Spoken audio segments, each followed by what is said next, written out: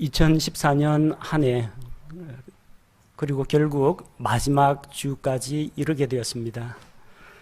돌이켜보면 참 바쁘게 지내왔다는 생각이 듭니다. 또 매 바쁜 순간순간마다 하나님께서 우리 성도들과 우리 교회를 돌아보시고 가장 선하고 아름다운 길로 인도해 주셨다는 것을 생각할 때 하나님의 은혜에 감사를 드립니다. 사람은 미래를 예측하는 그런 선견지명도 필요하고 준비성과 또한 앞날을 대비하는 지혜도 필요합니다. 그러나 한편으로는 지난 날들을 돌아보고 반성하고 기억하는 그런 지혜도 더불어서 필요합니다. 바쁘게 지내는 과정에서 급하게 살아오다 보니까 그 당시에는 힘들고 어려운 일도 많이 있었을 겁니다. 그 당시에는 이것이 하나님의 도우심인지 알지 못하고 그냥 흘려서 지나쳐버린 그런 경우도 있을 겁니다. 그 당시에는 도저히 감사할 조건도 감사할 여건도 환경도 되지 않아서 마음에서 감사가 우러나지 않아서 감사치 못하다가 뒤늦게 돌아보니까 그게 축복이었구나. 그것이 하나님의 연단 과정이었구나. 하나님께서 마침내 여기까지 우리를 인도하셨구나. 그 축복을 깨닫게 되는 경우가 있습니다. 지난 날을 돌아보면서 하나님의 은혜를 기억하는 것은 대단히 중요한 문제입니다. 우리는 흔히 은혜를 기억하지 않는 사람을 가리켜서 배은망덕하다, 은혜를 배반하고 베풀어준 덕을 함부로 잊어버리는 그런 사람을 배은망덕한 사람이라고 합니다. 은혜를 기억해야 합니다. 하나님께서 베푸신 은택을 기억하면 자연스럽게 하나님께 찬양과 감사가 우러나오게 됩니다. 지난 한 해 동안 돌이켜볼 것이 많습니다. 우리 교회에 일어났던 사건 하나 다 짚자면 끝이 없을 겁니다. 이 시간에는 우리 교회에 지나간 역사를 돌아보고자 하는 것이 아니라 성경 본문 말씀을 통해서 하나님께서 우리에게 무슨 은혜를 베푸셨는가, 어떠한 은택을 베풀어 주셨는가, 왜 우리에게 감당할 수 없는 그런 은혜를 그분께서 주시는가, 그 은혜를 베풀어 주시는 하나님을 묵상하고자 합니다. 1절 말씀을 보니까 오 네호나 주를 찬송하라. 시편 103편 1절은 오 네호나 주를 찬송하라, 이 말로 시작합니다. 103편 마지막 절 맨 마지막에 오 네호나 주를 찬송하라, 역시 같은 말로 마무리 짓고 있습니다. 시편 103편의 시작과 끝이 오 네호나 주를 찬송하라, 이 말씀으로 둘러싸여 있습니다. 우리의 혼을 당해서 주님을 찬양해야 합니다. 혼이 무엇입니까? 혼은 우리의 본체입니다. 혼은 우리의 지성과 감정과 의지를 모두 다 포함하고 있습니다. 혼의 찬송이 무엇입니까? 육신의 찬송이 아니라는 겁니다. 앞에 나와서 율동과 몸짓으로 현란하게 워십 댄스를 하는 것도 아니고 입에 발린 가사를 아무 생각 없이 내뱉는 것도 아닙니다. 자기가 흥에 겨워가지고 익숙한 멜로디를 주절거리는 것도 아닙니다. 혼으로 드리는 찬송은 이성과 판단력을 잃은 상태에서 정신줄 놓고 황홀경에 빠져서 부르는 노래가 아닙니다. 머리로는 하나님의 높고 위대하심을 생각하고 감정적으로는 진실한 마음과 열정을 담아서 우리의 영을 통해서 하나님을 높이고 우리의 신체 기관, 우리의 입술과 우리의 몸 동작을 통해서 그분께 존경과 경의를 표하는 것이 혼으로 드리는 찬양입니다. 오 네호나 주를 찬송하라. 여러분, 입술만 나불대는 찬송이 되지 않기를 바랍니다. 가사의 뜻 하나하나를 생각하면서 그 찬송 가사에 들어있는 하나님의 선하심과 위대하심과 그분의 사랑과 긍휼을 기억하면서 마음을 담아서 찬양을 드리시기 바랍니다. 또한 그분의 거룩한 이름을 찬송하라고 했습니다. 우리가 하나님께 어떻게 찬송을 하느냐, 그거보다 더 중요한 문제가 있습니다. 기도로 찬양을 할 것인가? 찬송으로 찬양을 할 것인가? 시로 찬송할 것인가? 노래로 찬양할 것인가? 목소리를 사용할 것인가? 악기를 사용할 것인가? 찬양을 하는 수단은 여러 가지가 있습니다. 그러나 어떠한 방법으로 찬양을 하느냐보다 훨씬 더 중요한 문제가 있습니다. 무엇을 찬송할 것인가 하는 겁니다. 찬송할 내용이 가장 중요합니다. 찬송할 내용은 그분의 거룩한 이름을 찬송하라고 했습니다. 하나님은 거룩하신 하나님이십니다. 그분의 거룩하심을 찬양해야 합니다. 이사야 대언자가 영광 가운데 높이 들리신 하나님의 왕좌를 보았습니다. 서랍들이 그분 앞에서 날며 찬양하며 화답하는 소리를 들었습니다. 거룩하다, 거룩하다, 거룩하다, 만군의 주여. 요한계시록 4장에서는 하나님의 왕좌를 둘러싸고 있는 네 짐승 그룹들이 하나님께 거룩하다, 거룩하다, 거룩하다 이렇게 찬양을 합니다. 찬양은 하나님께 드리는 것입니다. 그 찬양의 내용은 하나님의 거룩하심입니다. 하나님의 거룩이 없으면 다른 하나님의 속성들은 아무런 필요가 없습니다. 스랍들도 그룹들도 하나님의 거룩하심을 찬양했지 사랑 사랑 사랑 진리 진리 진리를 외치지 않았습니다. 하나님의 거룩하심을 노래했습니다. 하나님은 거룩하신 분입니다. 거룩하셔야 하는 분입니다. 거룩이 없으면 나머지 하나님의 속성은 아무 의미가 없습니다. 하나님은 모든 것을 알고 계십니다. 그런데 하나님은 거룩하지 못한 분이라고 가정을 해봅시다. 여러분의 사생활의 비밀, 여러분의 수치스러운 과거, 여러분의 약점 낱낱이 캐고 계십니다. 스토커도 이런 스토커가 따로 없어요. 모르는 게 없어요.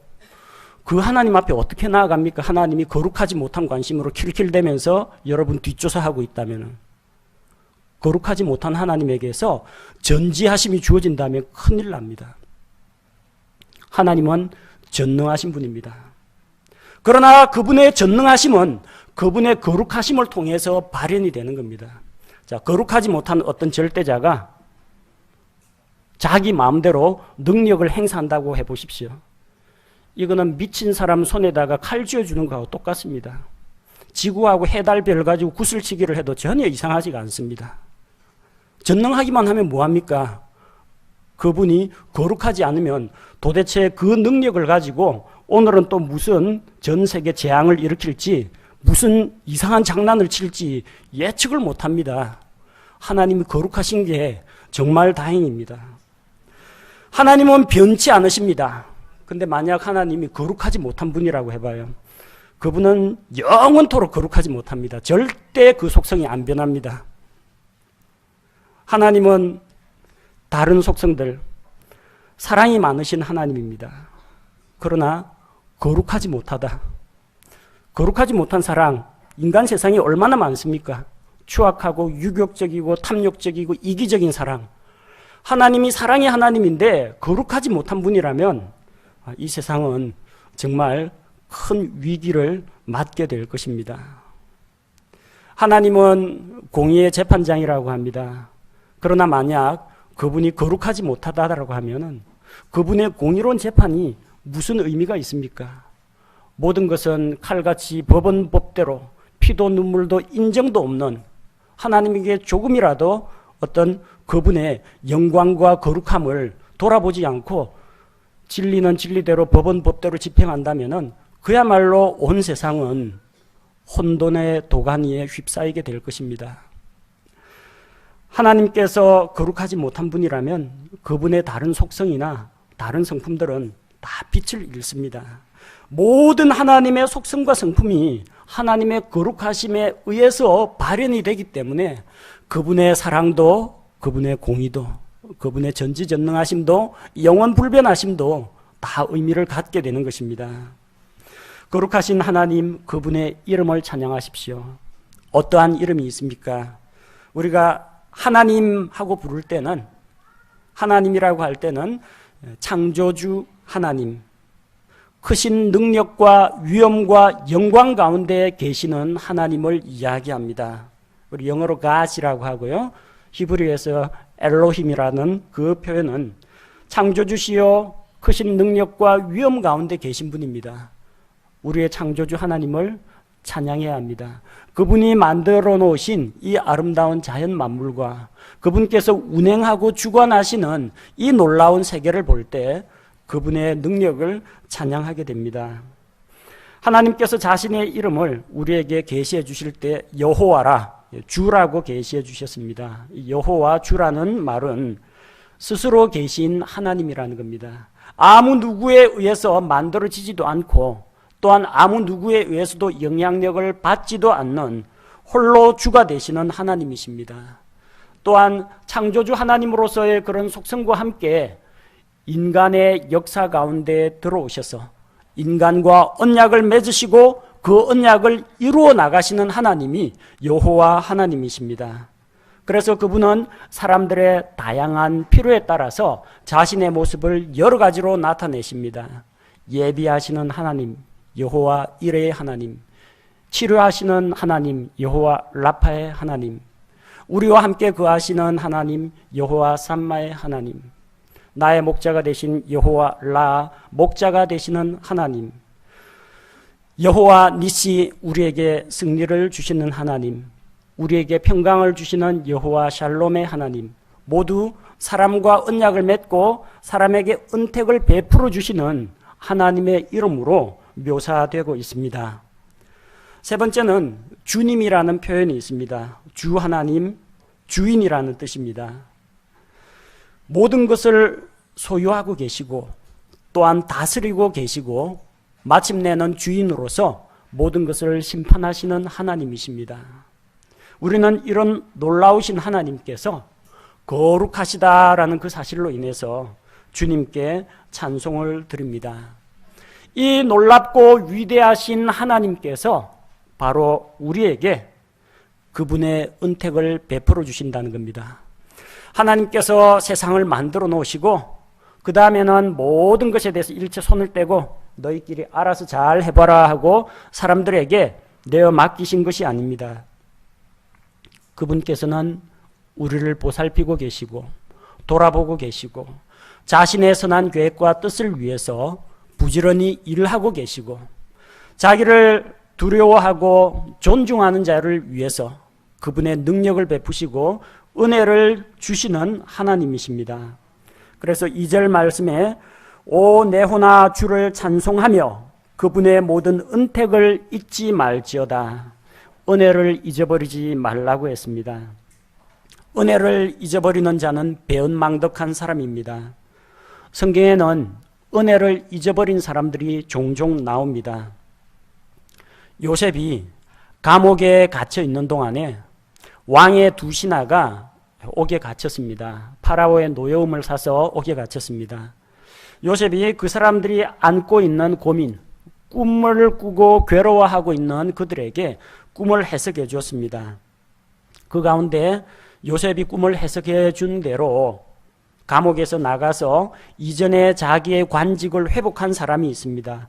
파라오의 잔을 맡은 사람들의 우두머리 관원이 요셉에게 은혜를 입었습니다. 요셉이 당신이 여기서 나가게 되거든 나를 기억해 달라고 했습니다. 난 잘못한 것 없이 억울하게 갇혀 있으니까 구해달라고 부탁했습니다. 그러나 그 사람은 파라오의 신하로 복직이 되자마자 요셉을 기억하지 아니하고 잊었다고 했습니다. 배은망덕한 사람입니다.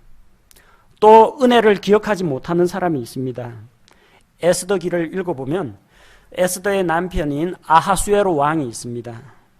이 사람은 왕의 신하 두 사람이 왕을 암살하려고 했는데 왕의 출입문을 지키는 두 시종이기 때문에 기회를 봐가지고 얼마든지 왕을 암살할 수 있는 사람입니다. 그런데 문을 지키고 있던 모르드게가 에스더의 사촌 오빠죠. 모르드게가 이것을 왕에게 밀고를 해서 결국 그 반역자들을 처단을 했습니다. 생명을 구해줬습니다. 그런데 왕은 모르드게 덕분에 목숨을 건졌는데 모르드게의 공로를 모르고 그냥 잊어버렸습니다. 나중에 밤중에 잠이 안 와가지고 궁중일기를 꺼내가지고 자기 앞에서 읽으라고 했습니다. 신하가 궁중일기를 쭉 읽다 보니까 그 이야기가 나와요. 모르드게에게 그래서 무슨 상을 내렸더라 하니까 아무것도 해준 게 없습니다. 아차, 자기가 모르드게로부터 생명을 구함을 받았는데도 잊어버린 사실이 기억났습니다. 그래서 그를 다시 높여주고 그로 말미암아 유대민족이 멸망하지 않고 다시 살게 됩니다. 은혜를 기억해야 합니다. 인간은 잊어버리기를 잘하는 존재입니다. 사람의 기억력은 오래가지 못합니다. 오래가지 못할 뿐만 아니라 이 기억이 이상하게도 이게 왜곡이 되어가지고 자기한테 유리한 거는 잘 기억하는데 자기한테 불리한 거는 잘 기억을 못합니다. 남한테 돈 빌려준 거 받을 거 있다는 거는 기가 막히게 기억을 하는데 누구한테 얻어먹은 거 신세진 거는 잘 기억이 잘 안 나요. 꼭 자기한테 유리한 방향으로만 기억을 하고 해석을 합니다. 우리 옛날 속담에 은혜는 돌의 색이고 원수는 물의 색이라고 했습니다.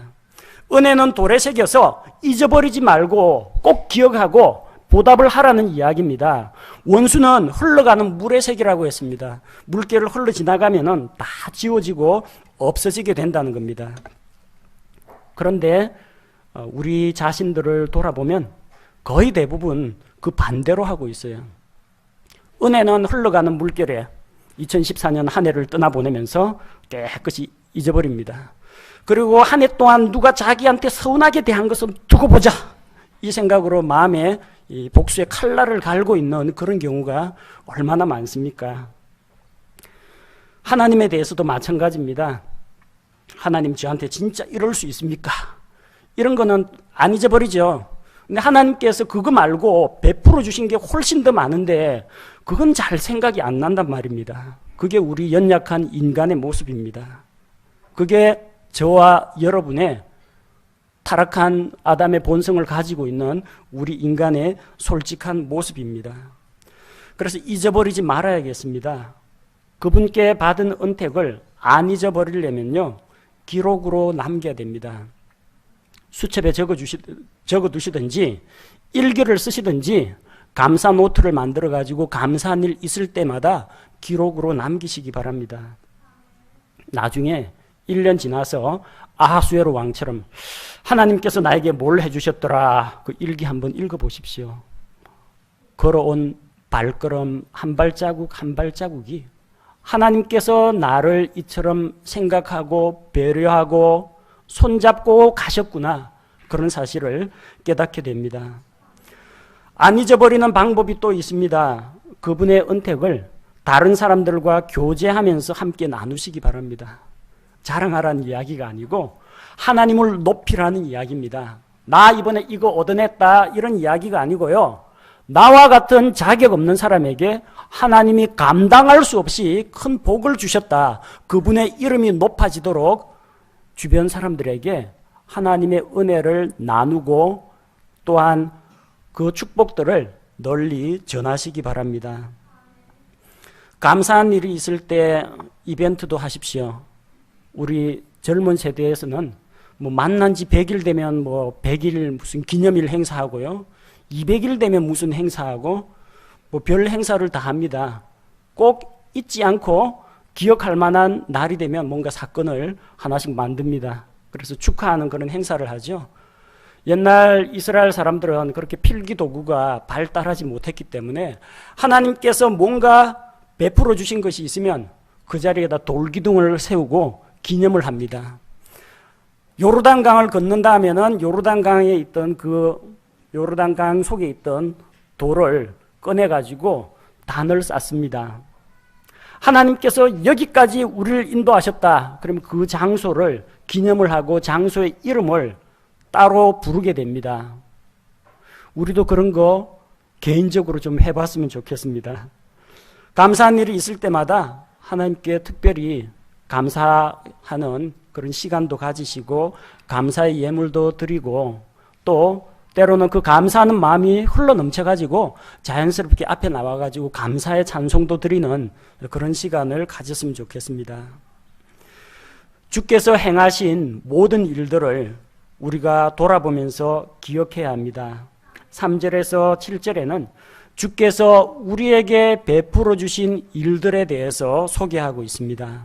먼저 3절 말씀을 보니까 그분께서 내 모든 불법을 용서하시고 우리의 불법을 용서하신 것으로 인해서 그 용서하시는 은혜에 감사하고 기억해야 합니다. 불법이라는 것은 하나님의 명령과 법을 어기는 것을 말합니다. 우리는 날 때부터 죄인으로 태어나서 자기 자신의 욕심과 고집을 따라서 마귀의 유혹을 받아서 여러 가지 불법과 죄를 저질렀습니다. 정의의 하나님께서는 우리가 지은 크고 작은 죄 하나하나 다 기억하시고 심판을 하셔야 마땅한 분입니다. 그러나 우리는 그 불법에 대해서 용서를 받았습니다. 심판과 형벌을 받지 않습니다. 왜 그렇습니까? 우리 주 예수 그리스도께서 우리의 모든 죄를 대신 담당하시고 십자가에서 우리 대신 못 박혀서 피 흘리고 죽으셨기 때문에 하나님 앞에서 우리의 죄값을 다 지불하셨기 때문에 그래서 예수 그리스도의 피를 보시고 하나님께서 우리의 불법을 용서하시는 것입니다. 1년 돌아보면서 감사할 제목들이 정말 많을 것입니다. 그러나 빠지지 말고 우리가 꼭 기억해야 할 것이 있습니다. 구원하신 은혜에 대해서는 아무리 감사해도 지나침이 없습니다. 구원받은 사실로 인하여서 하나님께 감사하십시오. 구원의 은택을 기억하고 감사하시기 바랍니다. 3절 이어지는 내용에서 내 모든 질병을 고치시며 이렇게 기록되어 있습니다. 크고 작은 질병이나 부상으로 어려움 당하신 일 있습니까? 2014년 그런 일 하나도 없다. 그것도 감사한 일입니다. 겪었는데 무사히 잘 극복했다. 회복이 되었다. 그것도 하나님께 감사한 것입니다. 혹은 질병에서 낫지 않았다고 할지라도 여전히 하나님 그분으로 인해서 감사드려야 됩니다. 우리가 장미꽃을 주신 하나님께 감사를 드린다면 그 고운 장미꽃 잎사귀와 장미의 향기 때문에 감사할 뿐만 아니라 그 장미에 함부로 사람이 손을 대지 못하도록 벌레가 다가가지 못하도록 날카로운 가시를 주신 것조차도 감사할 수 있어야 합니다. 이 모든 것을 주께서 주셨기 때문에 주님께 감사드리는 것이지 나한테 유리하고 나한테 이로운 것이기 때문에 내가 그 일로 인해서 감사드리는 것이 아니라는 겁니다. 몸의 질병뿐만이 아닙니다. 우리가 쉽게 끊지 못하는 나쁜 습관, 고질적으로 자주자주 저지르는 그런 문제들, 그런 것조차도 하나님께서 치유하시고 고쳐주십니다. 그래서 주님께 감사를 드립니다. 4절 말씀에 내 생명을 멸망에서 구속하시고 긍휼을 베풀어 주신다고 했습니다. 우리의 생명을 멸망에서 구속하신 은택을 인하여 감사를 드립니다. 우리의 생명이 영원한 지옥의 형벌을 받을 그런 위기에서 예수 그리스도의 십자가에서 단번에 희생제물로 드리신 그 공로로 인하여 우리가 구원받은 것을 감사를 드립니다. 그분께서 우리에게 인자하심과 친절한 긍휼로 관을 씌워주신다고 했습니다. 아무런 받을 만한 가치가 없는 우리에게 그분께서 자신의 부드러움을 드러내시고 우리에게 친절하게 대우하시며 긍휼을 베풀어 주신 것으로 인하여 감사를 드립니다. 5절 말씀에 좋은 것들로 내 입을 만족하게 하신다고 했습니다. 지난 한 해 동안 우리에게 매일매일 양식을 주시고 우리 몸에 좋은 것들, 건강에 좋은 것들을 주신 것을 감사를 드립니다. 매일 하루 세끼 밥을 먹으면서 하나님께 감사 기도를 드립니다. 1년 12달 다 지나고 나서 돌이켜보면 지금까지 먹고 살고 지내온 것이 결국은 하나님께서 베풀어 주신 은택 때문이라는 것, 그것으로 인해서 감사를 드릴 수밖에 없습니다. 입에 좋은 것뿐만 아닙니다. 우리 입에 꿀보다 더 달고 귀한 진리의 말씀, 이 성경 말씀을 우리에게 주신 것으로 인하여 감사를 드립니다. 우리의 입뿐만 아니라 우리의 영과 혼이 만족할 수 있도록, 하나님으로 인해서 기뻐하고 만족할 수 있도록 우리에게 성경 말씀을 주신 것으로 인해서 감사를 드립니다. 내 젊음을 독수리의 젊음같이 새롭게 하신다고 했습니다. 우리는 누구나 다 나이를 먹으면서 늙어가고 있습니다. 하지만 독수리와 같은 새 힘을 주신다는 약속이 있습니다. 이사야 40장 31절 말씀을 보니까 오직 주를 우러러 바라는 자들은 자기 힘을 회복하리니 그들은 독수리같이 날개치며 올라갈 것이요 달려가도 피곤하지 아니하고 걸어가도 기진하지 아니하리로다. 우리가 다시 젊어질 수는 없습니다. 나이를 거꾸로 먹을 수도 없습니다. 지나간 청춘과 젊음을 보상받을 길도 없습니다. 그러나 주께서 자기를 두려워하고 그분을 바라는 자들을 향하여서 하나님께서 새로운 힘을 채워주신다고 했습니다. 그것으로 인해서 주님 주시는 새로운 힘으로 인해서 감사를 드립니다. 6절 말씀을 보니까 주께서 학대받는 모든 자를 위하여 의와 심판을 집행하신다고 기록하고 있습니다. 우리는 예수님의 이름으로 인하여 세상으로부터 핍박받기도 하고 소외당하기도 하고 억울한 일을 당할 때도 있고 손해보는 일이 많습니다. 우리가 그렇게 핍박을 받는다는 것은, 주님의 이름으로 핍박을 받는다는 것은 우리가 세상에 속하지 않았기 때문입니다. 우리가 세상에 속한 자라면 세상이 자기 것들을 챙기고 보호했을 겁니다. 그러나 우리는 세상으로부터 떨어져 나와서 예수 그리스도의 소유가 되었습니다. 세상이 예수 그리스도를 미워하기 때문에, 예수 그리스도를 보내신 하나님을 미워하기 때문에 하나님께 속한 자들을 미워하는 것입니다. 따라서 우리는 그런 어려움을 당할 때마다 내가 주님께 속한 자구나, 그런 사실로 인해서 만족해야 합니다. 우리가 왜 고난을 받습니까? 그리스도 안에서 하나님의 뜻대로 살고자 하는 모든 자는 고난을 받는다고 했습니다. 우리에게 고난이나 핍박이 있다는 것은 우리가 하나님의 뜻대로 살려고 노력을 했다는 이야기입니다. 그래서 우리는 그 사실로 인해서 만족할 수가 있습니다. 또한 공의로우신 하나님께서 우리가 억울하게 당한 그런 일에 대해서 보상을 해주시고, 우리를 핍박하고 못살게 굴었던 대적자들에 대해서 그분께서 공의로 심판하신다는 것을 인하여 하나님을 찬양하고 감사를 드립니다. 7절에서 그분께서는 자신의 길들을 모세에게, 자신의 행적들을 이스라엘 자손에게 알리셨다고 했습니다. 하나님께서 자기 자신을 우리에게 계시해 주지 않으시면 어느 누구도 하나님을 알 수가 없습니다. 하나님께서 자신의 길들을 모세에게 알리셨습니다. 모세를 통해서 그분의 높고 영화로우심을 나타내셨고, 모세를 통해서 율법의 모든 말씀을 우리에게 주셨습니다. 또한 하나님께서는 자기의 백성 이스라엘에게 그분의 기이한 행적들을 드러내셨습니다. 구약 성경에 기록된 수많은 구약 시대의 사건들을 통해서 하나님이 얼마나 놀랍고 위대하신 분인지, 하나님께서 얼마나 자기 백성들을 사랑하시는지 우리는 그 사실을 발견할 수가 있습니다. 또한 이 말씀들을 통해서 하나님의 뜻과 하나님의 계획이 무엇인지 우리가 알 수가 있습니다.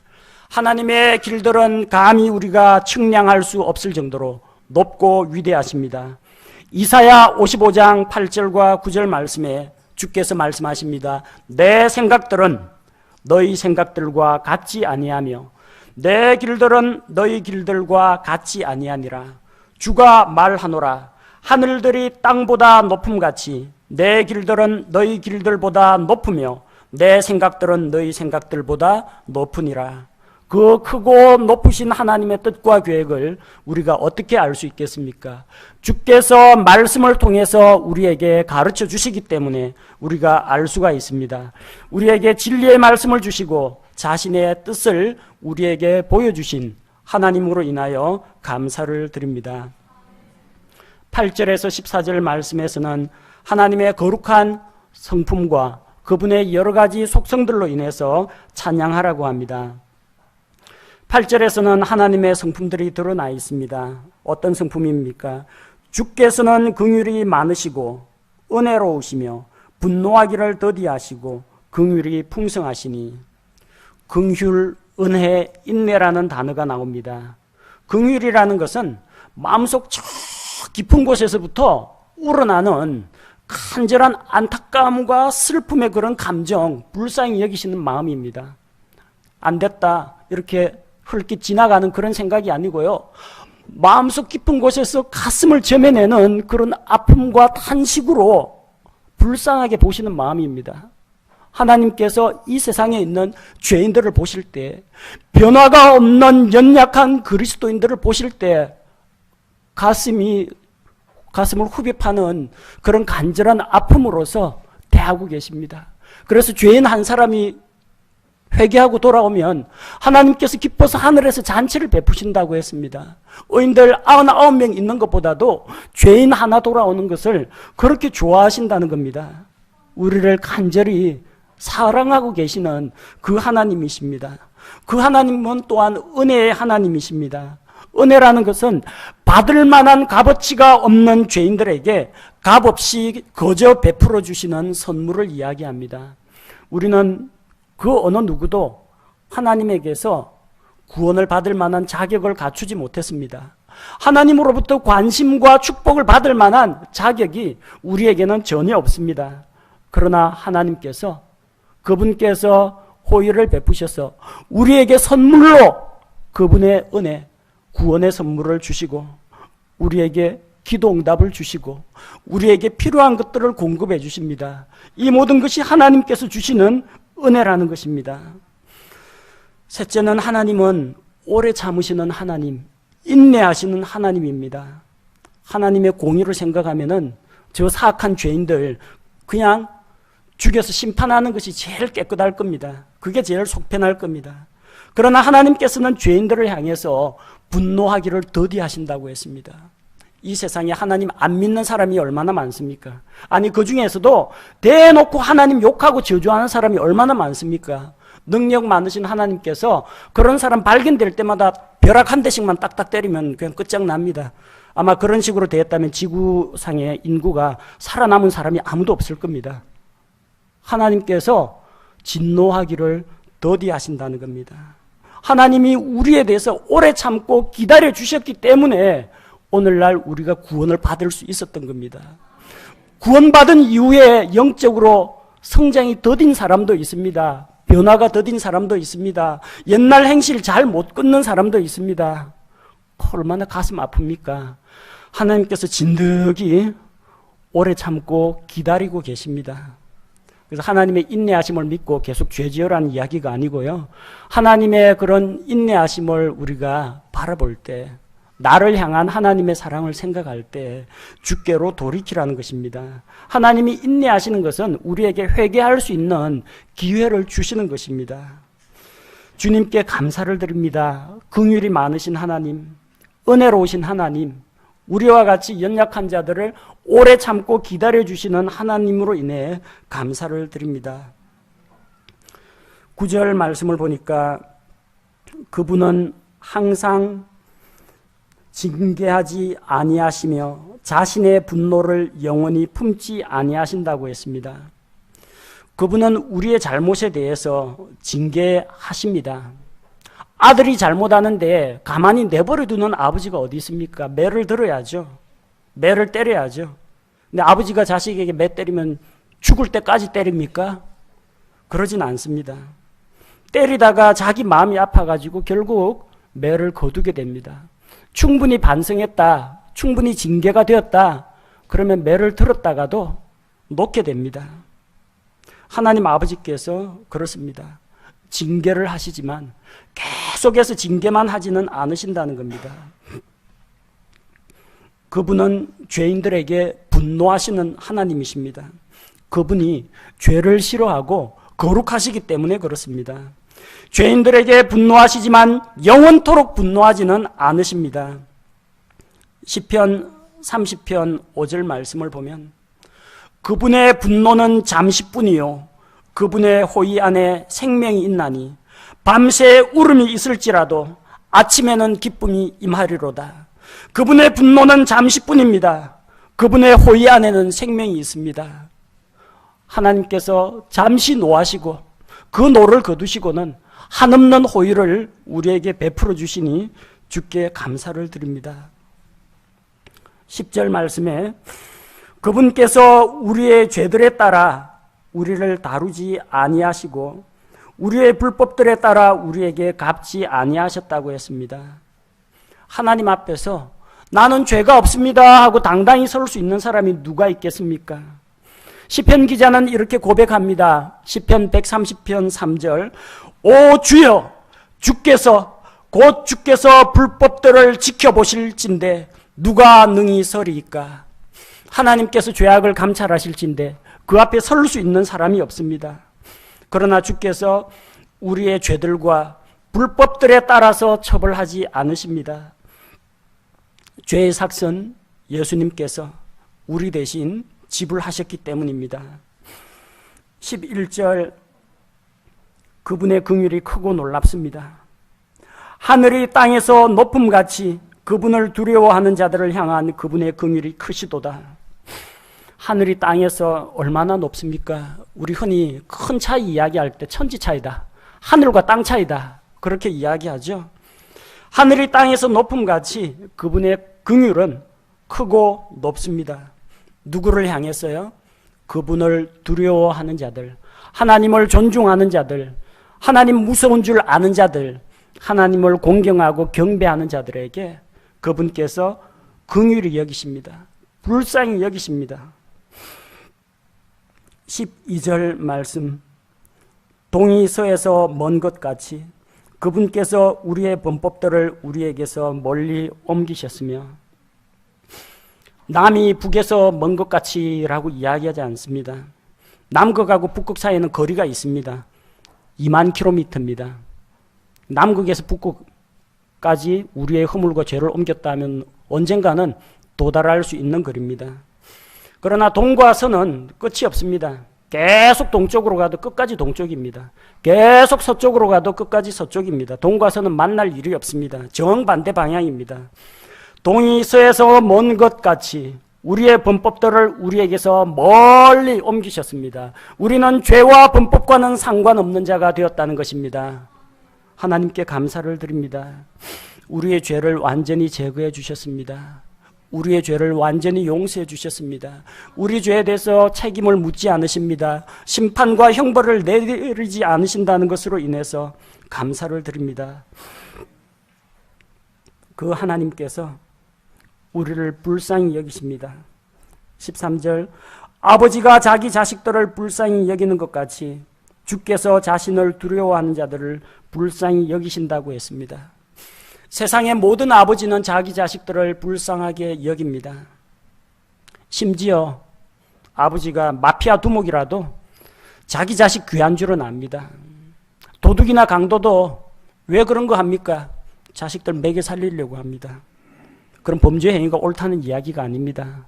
자식 사랑 그거 하나만큼은 모든 사람이 심지어 죄인이라고 할지라도 똑같다는 겁니다. 사악한 아버지라도 자기 자식들은 불쌍히 여깁니다. 거룩하시고 사랑이 많으신 긍휼이 많으신 그 하나님께서는 자기 자식들을 얼마나 더 불쌍히 여기시겠습니까? 우리 아버지들이 우리를 사랑하는 것 그 이상입니다. 우리 어머님들이 자기 자녀들을 돌아보는 것 그것과 감히 비교할 수 없을 정도로 주께서는 우리를 불쌍히 여기십니다. 왜 그렇습니까? 하나님 앞에서 우리가 연약하기 때문입니다. 14절에 그분께서는 우리의 구조를 아시며 우리가 뭔지임을 기억하시는도다. 하나님께서 사람을 만드실 때 땅의 흙으로 사람을 빚어 만드셨습니다. 우리는 흙으로 빚은 연약한 질그릇 같은 존재입니다. 여러분 질그릇 아시죠? 투박한 화분 같은 것들, 도자기 그릇들 그거 말합니다. 그거 요거 단단한 바닥에 탁 떨어뜨려 보십시오. 쨍그랑하고 깨어져 나가고 부서져 버립니다. 흙으로 만든 우리 자신은 너무나 연약한 존재들입니다. 질그릇과 같은 그런 존재들입니다. 쉽게 상처받습니다. 깨어지기 쉽습니다. 부서지기 쉽습니다. 한번 금이 가면 쇠로 만든 거하고 달리 회복이 안 됩니다. 금 간 흔적은, 상처는, 깨져나간 자국은 여전히 남습니다. 진흙과 같이 연약한 존재, 죽으면 흙먼지로 돌아가는 그런 존재, 깨지기 쉬운 그런 존재, 우리가 연약한 자라는 것을 창조주 하나님께서는 누구보다도 잘 알고 계시기 때문에 우리를 불쌍히 여기십니다. 하나님께서 우리를 불쌍히 여기시고 돌아보시고 인내하시고 기다려 주셨기 때문에 우리가 오늘 이 자리까지 왔습니다. 하나님께서 여기까지 우리를 인도하시고 여기까지 우리를 도와주신 것으로 인해서 감사를 드립니다. 말씀 전체를 다시 돌아보겠습니다. 주 우리 하나님의 은택을 잊지 말고 기억해야 합니다. 주께서 우리에게 허락하신 복을 하나씩 하나씩 세어보시기 바랍니다. 그분의 은혜를 잊어버리지 않도록 기록으로 남기시고 하나님께 감사와 찬양을 드리시기 바랍니다. 하나님의 이런 놀라운 은택에 대해서 우리가 도대체 무엇을 할 수 있겠습니까? 무엇으로 갚을 수 있겠습니까? 우리에게 있는 모든 것이 우리의 지혜나 명철이나 학식이나 직장이나 재물이나 건강이나 다 주께로부터 온 겁니다. 내 것을 가지고 주님께 드릴 수 있는 게 아무것도 없습니다. 보답할 길이 없습니다. 모든 것이 주께로부터 왔기 때문입니다. 오로지 우리는 하나님의 위대하신 능력과 그분의 거룩하신 이름으로 인하여 찬양과 경배를 드릴 수밖에 없습니다. 하나님께서 우리를 위해서 이루어 놓으신 크고 위대하신 일, 구원의 은총을 비롯하여서 우리에게 베풀어 주신 그분의 선하심과 한 해 동안 우리를 먹이시고 입히시고 필요한 것들을 공급하신 은혜에 대해서 감사를 드립니다. 찬양으로, 기도로, 말로, 감사 예물로, 또 주께 헌신함으로 주의 은택에 대해서 감사하면서 2014년 한 해를 마무리하기 원합니다. 주님의 은택을 꼭 기억하시기 바랍니다. 제가 기도하겠습니다.